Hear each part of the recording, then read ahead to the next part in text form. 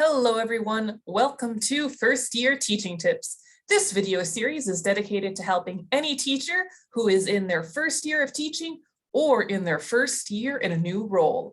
Veteran teachers are welcome as well. With that being said, let's begin. So who am I?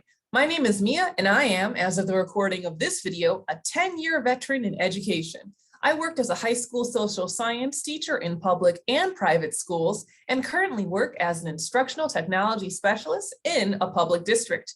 When I began teaching, the landscape of education looked very different. However, I have found that there were some tips, tricks, and other bits of information I wish I had known when starting my career.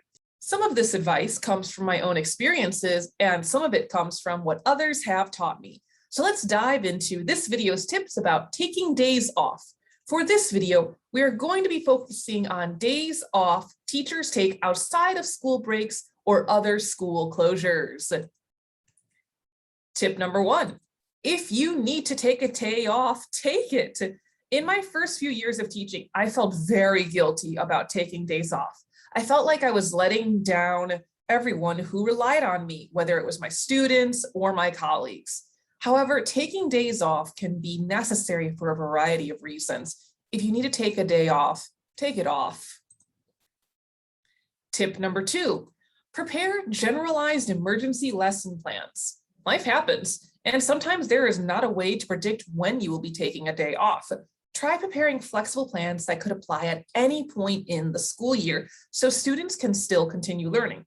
For example, when I taught world history, I had an emergency paper plan for if I was unexpectedly out. In this lesson, students had to complete a worksheet where they would have to connect a current event to the history they were learning about in class. This plan could be used anytime in the year, so it was always ready to go. Having a plan like that ready can help remove stress. Tip number 3, create your lesson plans for a substitute teacher to be as approachable as possible. You don't always know who will be your substitute.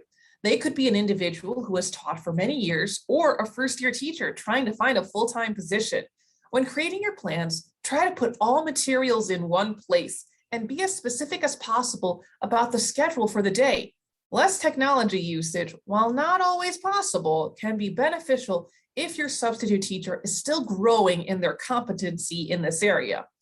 Finally, list any expectation, academic or social emotional, explicitly in the plans. If students are allowed to read a book when they finish an activity, put that in your plans. It will help the sub and the students maintain lesson continuity. Tip number 4. Follow your educational organization's procedures for scheduling an absence. Some districts use a website. Others require phone calls to certain faculty and staff members.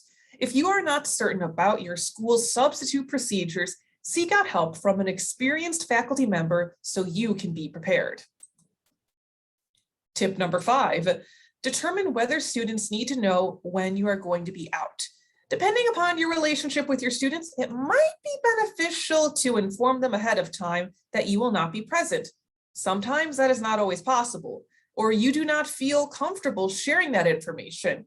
Do what is best for you and your class when you are taking a day off.